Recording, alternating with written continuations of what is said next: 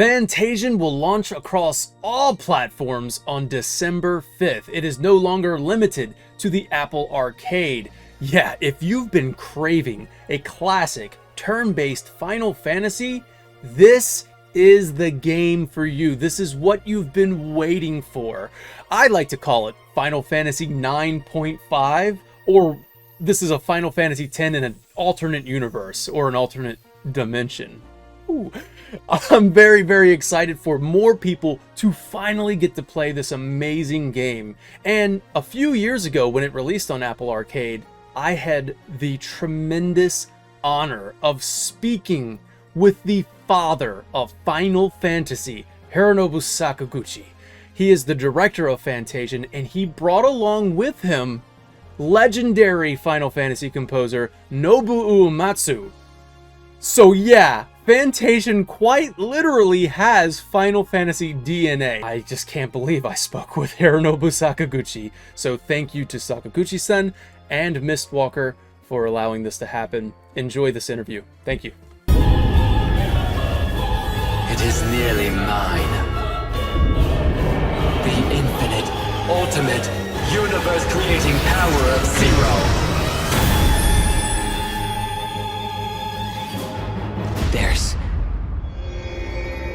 There's still a chance. First of all, I would like to say a very sincere thank you for spending time with us today. This is not only a wonderful opportunity for Final Fan TV, but you are also a personal hero, and we are so grateful. Thank you. Thank you. Thank you. 今日はご参加いただきありがとうございますと。はい。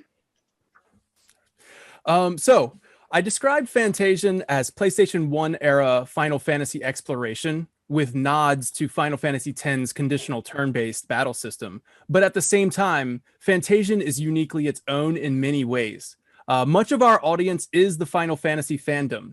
So, what would your pitch be to them to encourage them to play Fantasian? そうですね。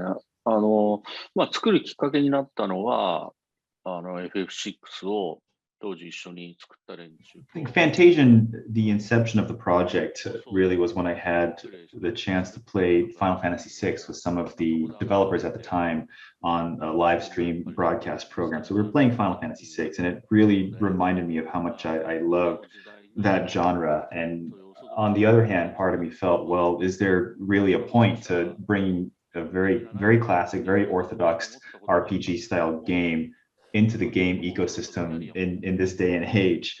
But now that I'm nearing the end of my career, I thought, well, I want to make a game that I really love and I could fall in love with. So it's interesting also that you bring up Final Fantasy X and how the game has this Final Fantasy X type of flavor, because one of the game designers, Tsuchida, actually was the person who also worked on Final Fantasy X's battle system. So you really pinpointed that, and I think that's why the Final Fantasy X almost experience was kind of a base for him. And even small things like poison doing so much damage, as well as in part two of Fantasian, there are going to be moments where you swap characters in and out. So there is a little bit of some 10 flavors in there, I would say.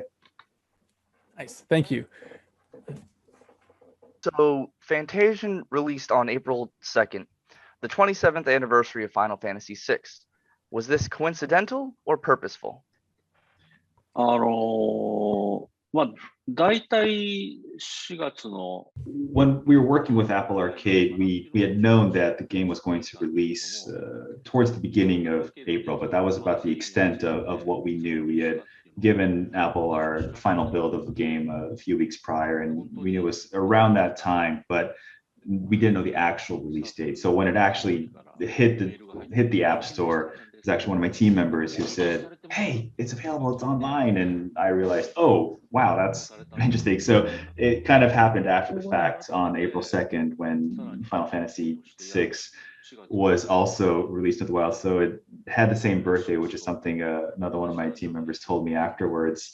And it's interesting because the very inception of this project almost ties back to Final Fantasy VI on a bizarre twist of fate. There's this weird kind of destiny thing at play, I would say. That's awesome. So Fantasian is so unique that it's the only game that I know that uses handcrafted diorama as explorable environments. I read in an interview years ago that you build Lego when brainstorming ideas. Was this how the concept of diorama environments came to be?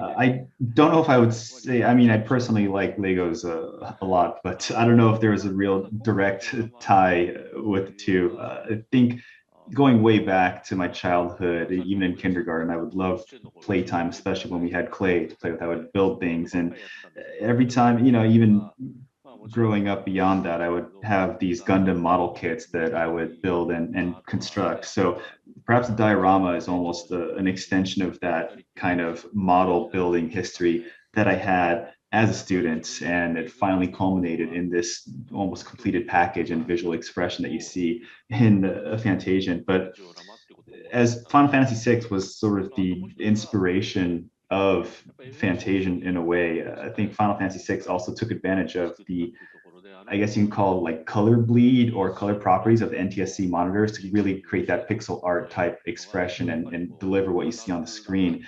So it's a very analog method of visual expression, if you will. And similarly, the dioramas, I feel, are the ultimate pursuit or expression of this sort of analog visual, which is kind of interesting and another tie-in to Final Fantasy VI.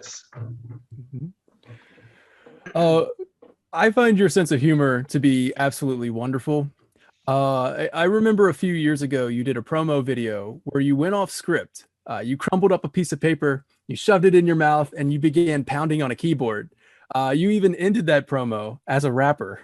It was hilarious. Your stories. Oh, I know. Yeah. Your stories always balance these serious themes with humor like that. Is this something that players can also expect with Fantasian? 結構ファンタジアンは、はい。まあ、やってもらえばわかると思うんですけど、まあ、ユーモアは結構入れたつもりなんですけど、はい。Fantasian, of course, I included certain humor into the game. And even as I was writing the script and some of the dialogue, I tried to stay really relaxed and let it just flow through me. So it wasn't a very uptight project by any sense. The stories you tell always leave a lasting impression on players. What is the core theme or message of Fantasian's story? 世界観的には、The world setting of Fantasian has to do with this balance of order and chaos and kind of this digital society that we live in, this world. I think similarly, there's a lot of order on the digital side, but a lot of chaos in the analog side of the world that we still occupy and within which we exist. So really depicting that theme of finding the right balance. But in addition, one of the characters, Kina, her name translates to destiny in one of the ancient languages of this particular world and universe. And I feel a lot of times the younger generations don't really know what direction to point themselves into. And this is true of Kina as well, where she wasn't sure what the future had in store for her. So she was discovering herself as long as, and in addition to her own path, and really depicting that journey of hers, I think is a big part of what Fantasian is about. Going back to this very information-based society in which we live, where there's just a wealth of information, almost too much information for any one person to process. I feel a lot of uncertainty for us and even more so the younger generation. So really finding that one thing in which you can believe and follow it, that's another theme that I hope people can take away from Fantasian. I strongly believe that Fantasian is Apple Arcade's killer app. I've actually seen people go out and purchase an Apple TV or an iPad just to play Fantasian. Is Mistwalker in partnership with Apple, or will there be a chance that Fantasian could make its way to Android devices or even consoles? まずは、やっぱ Apple TV とか、で、大画面とか iPad で遊んでもらった方が、4K 解像度まで対応させて作った、ファンタジアンなので、そういうことしてくれるのはすごく嬉しい。Well, first and foremost, it is my hope and desire that people will be able to experience this game on perhaps Apple TV or something very, very immersive, because we did develop the game in a way where it can handle up to 4K output resolution, and that's how I would like people to experience it in sort of the Apple Arcade ecosystem. But with regards to porting the game, there are no plans at the time, and part 2 also is being developed exclusively for the Apple Arcade. So I think the new Apple TV was recently announced, and it's pretty economical for, I think it was $129, and you can get a 4K output device. So not that I'm a Apple ambassador by any means, or that they bribed me to say this, but I really think it is a good way to experience the game, and highly recommend it. Go ahead, Vinny, if you would read the question from our Patreon. Sure. So this is from our patron Badly Brave. Is there any world, be it a certain Final Fantasy or otherwise, that you've always wished to return to? My personal favorite work of yours has always been Lost Odyssey, and I've always felt like that universe has so much potential to be explored further. Thank you so much for impacting so many of our lives and continuing to pour your heart and soul into such amazing products for us to enjoy. Oh.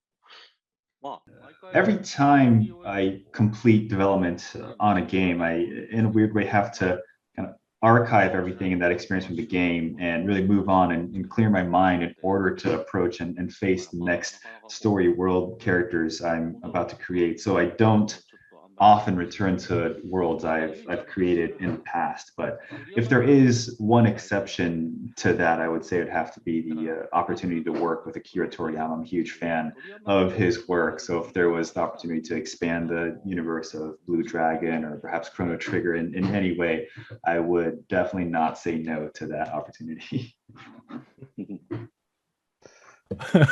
Awesome. I would love to see a Chrono Trigger remake headed by Mistwalker. それはないけど。いやいや、鳥山明の新作。はい。なるほど、なるほど。Yeah, I don't think that's going to happen, but let's just say a completely new world that we developed with Toriyama. Absolutely. Perhaps. Has it made you proud to see the ongoing success of Final Fantasy XIV, seeing Final Fantasy VII modernized in a remake, and Final Fantasy XVI on the horizon, returning to a high fantasy setting? まあ、誇りっていうか、なんていうのかな、そのファイナルファンタジーっていうその一つのこうタイトルが、いやいや、ここまで Final Fantasy is a franchise that I don't think any of us back then expected to become this big. And there are probably few franchises that can say they've achieved this level of, I mean, not just success, but really penetration into a lot of people's minds. And take Mario or Zelda, for example, those are probably a few of the exceptions. And I think because of that, the new projects that are based on the Final Fantasy world and history and legacy, in addition to what Kitase is doing for Final Fantasy VII, I just feel very thankful for this miracle in a weird way. And of course, I don't know if it's gratitude per se towards Kitase and his team and what they've done, but it's a little bit overwhelming that I can be credited as this founding father of something that has grown so big. So it's both an honor, and I would draw some of that up to luck as well. So, what area has your favorite diorama? The one that completely captivates you? With regards to the dioramas, I probably want to highlight something maybe not necessarily the most amazing or elaborate diorama, but there's this hideout in part 2 along this mountain range, and there's one particular set that comes to mind where it's really the size of your pinky, and there's a flower along this road. When you look at it in context of this massive diorama landscape, it almost looks like some dust fell onto the diorama. But when we take these dioramas and then put them through our pipeline where we have to photograph them and then create 3D models and then take those photos and then reproject them onto 3D models, it looks gorgeous. This one flower, it stands out, and I couldn't imagine it looking this pretty. So honestly, it was very shocking for me to see what I thought looked like a speck of dust, but then reinterpret it through this pipeline in the context of the game, transform itself into this flower. So I encourage everyone, when you pick up part 2, to definitely be on the lookout for that flower. That's incredible. Yeah, I will. Absolutely.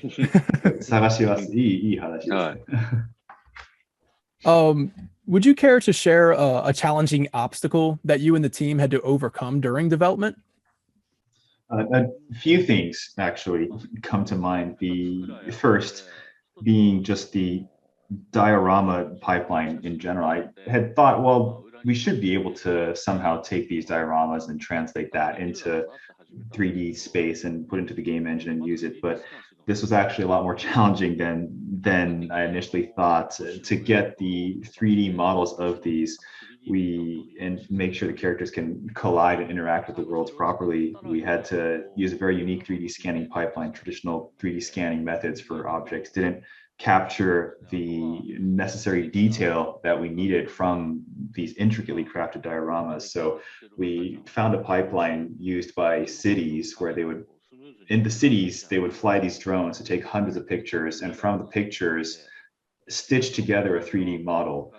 We didn't fly any drones, but we did take a ton of pictures of these dioramas and put it through the same pipeline to then render out a polygon or 3D model that first gave us these objects we can use and manipulate in 3D space. And another big challenge was the camera transitions. I don't know if you guys had the chance to play Fantasian, but you'll notice when you reach the edge of the screen, how the camera transitions. The very first implementation of switching scenes or switching sets, I thought we were going to have to do some kind of hard cut where it would just switch to the next map and your character would be there.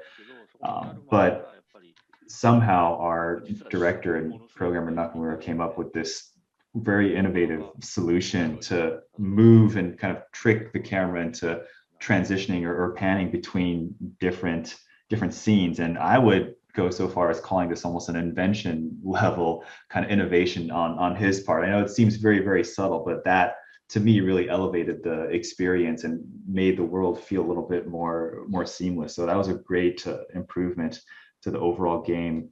And lastly, I can think of one more, is the aiming mechanic with the different spells and skills right now that you see.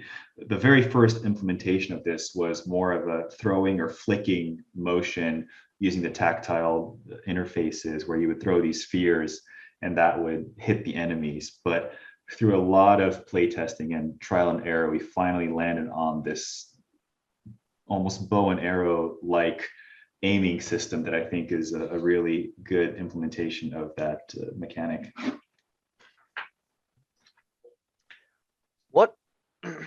What is your fondest memory from the development of Fantasian? Of course, when each element or piece of this game, a piece of the puzzle, comes closer to completion, I really get the sense that we're making forward progress. So each little milestone to me has this very interesting sensation that you've reached a peak, or you've reached this top of the mountain where you could feel this excitement that we're one step closer to finishing this. But if I had to pick one, I would say perhaps the greatest of those moments was when Uematsu-san delivered his fully orchestrated recordings of the soundtrack and uploaded that, and I downloaded it and started listening to it. Of course, he would send samples and demos, perhaps using sound libraries that we had implemented into the game as placeholder, knowing that we would get the orchestrated versions later. But just the drastic difference in the quality of those, and when I listened to the orchestrated studio recorded versions for the first time, it brought me to tears, full disclosure. And I think that sound, that music really elevated the entire experience of the game. I experienced something similar with each email leading up to this moment. 私も、この瞬間までたどり着くための E メールのやり取りで、本当似たような感触と達成感を味わった。そういうことね。E メールでね。OK。フルートなくてごめんなさいね。フルートなくてごめんね。Sorry, I don't have my flute today. I know you wanted that. It's not. I don't have it right now, unfortunately. That's no problem at all. 大丈夫です、大丈夫です。はい。This is definitely good enough for sure. Now, speaking of music, during my research, one of the things I found was that you're very passionate about music. And you were speaking of how the soundtrack for Fantasian brought you to tears. After and the rumor is that this could be your final game. Fantasian could be your final game. Do you think you would just kind of dive into music afterwards, or what's next for Sakaguchi-san? Music, I think, is definitely more of a hobby for me. A hobby I like really a lot, but I don't think I have that level of talent to make a career path out of music. But whether it's even just performing it, listening to it, or even just audio equipment, I really enjoy those aspects of the senses, just the audio side of that. And I think that's a wonderful thing.